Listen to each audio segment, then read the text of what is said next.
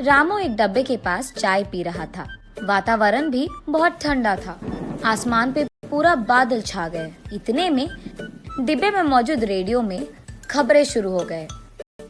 कृपया ध्यान दें, वातावरण बहुत खराब है। बहुत जोर की बारिश होने वाली है। आशा करते हैं कि सभी सलामत रहेंगे। ये सुनते ही रामू साइकिल पे निकल गया। बहुत तेजी से साइकिल चला रहा था। उस पहाड़ के चारों ओर रामू के ही तरह कुछ गरीब लोग रह रहे थे। जब भी ऐसे बड़ी बारिश या तूफान आए, उस पहाड़ के चारों ओर जो गरीब लोग रहते हैं वो हमेशा हड़बड़ाते रहते हैं अपने आप को सुरक्षित रखने के लिए। उस बारिश के कारण पहाड़ से पानी नीचे आकर उनके घरों को बर्बाद भी कर सकता है। चलते चलते रामू भी अपने मन में ऐसे सोचता है, पता नहीं क्या ही होगा, कब ये बारिश कम होगा।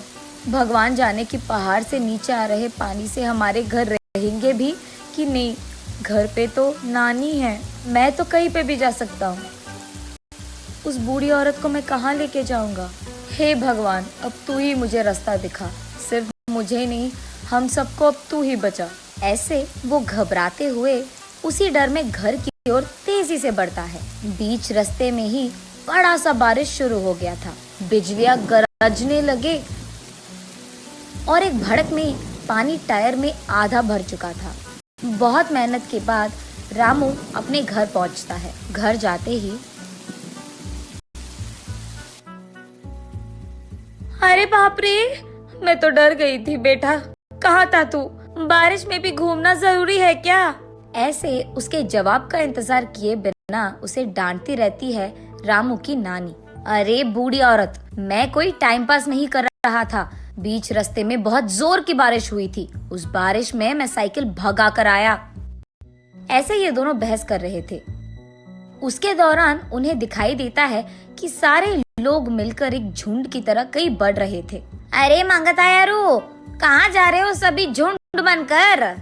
ऐसे चिल्लाकर पूछती है। इस बार बारिश देखकर हमें लग रहा है कि हमारे घर डूब जाएंगे, इसलिए हम पहाड़ के ऊपर मौजूद मंदिर तक जा रहे हैं। आप लोग भी आओ, चलो।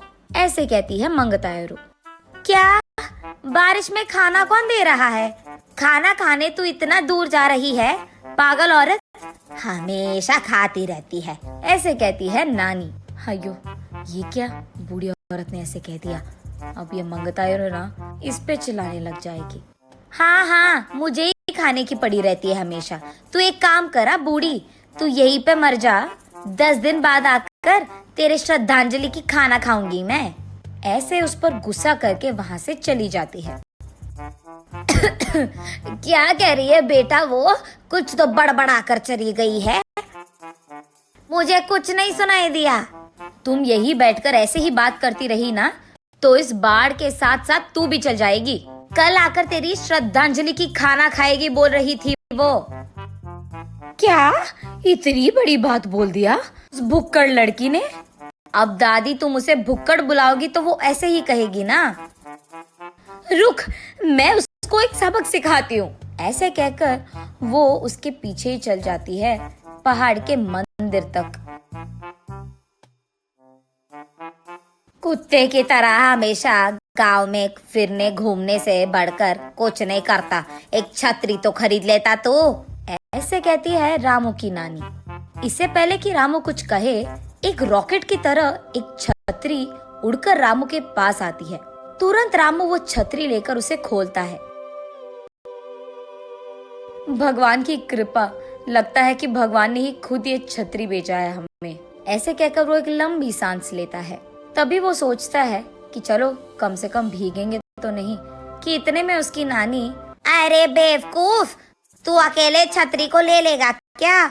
उसमें मेरे लिए भी थोड़ा जगह रखो। ऐसे कहकर छतरी के नीचे आ जाती है बूढ़ी औरत और बस तुरंत छतरी बड़ा बन जाता है। ये देख वहाँ मौजूद सारे गांव वाले और उसकी नानी सब चौंक जाते हैं। क्या कर दिया तूने? कुछ जादू का मंत्र बोला है क्या? ये दुगना कैसे बन गया? अयो नानी, तुम्हारे सामने ही तो ये सब हुआ, फिर मुझे क्यों पूछ रही है कि मैंने कुछ किया? मैं तो यही हूँ, चुपचाप खड़ी रह। इस सब के दौरान मंगतायरू तुरंत रामू के छतरी के नीचे आ जाती है। तुरंत छतरी 4 गुना बड़ा बन जाता है। वहाँ के सारे लोग आश्चर्यचकित हो जाते हैं। फिर एक के बाद एक उस छतरी के नीचे खड़ा होने लग जाते हैं। जैसे जैसे लोग आने लगे तैसे तैसे वो छतरी बढ़ता गया। वो छतरी इतना बढ़ गया कि उस पहाड़ के नीचे मौजूद उनके घरों को और लोगों को सबको भीगने से बचा रही थी। इसी कारण बारिश का एक भी बूंद उस पहाड़ पे नहीं गिर रहा था। ये सब भगवान की कृपा है। उन्होंने खुद हमें और हमारे गांव वालों को, हमारे गांव को बचाने के लिए ये सब किया है। ये कहकर पास में मौजूद मंदिर को देख सभी प्रार्थना करते हैं। अगले दिन जब बारिश रुक जाता है, छतरी के नीचे से एक एक करके लोग चले जाते हैं और तैसे तैसे छतरी भी छोटा बनते गया। तब रामू फैसला करता है कि जब बारिश या बाढ़ की चेतावनी कोई दे रहा है तो ये छतरी ही लक्ष्मण रेखा की तरह हमारे और हमारे गांव की रक्षा करेगी। इसलिए इस छतरी को हमारे पास सुरक्षित रखना होगा। तब वो पहाड़ पे मौजूद मंदिर में भगवान के पैरों के पास उस छतरी को रखकर उस पहाड़ से सभी नीचे उतरकर अपने अपने घरों को चले गए। ऐसे रामू को जो छतरी मिली थी वो उस पहाड़ को और उस पहाड़ के नीचे मौजूद गांव वालों को सुरक्षित रख रहा था।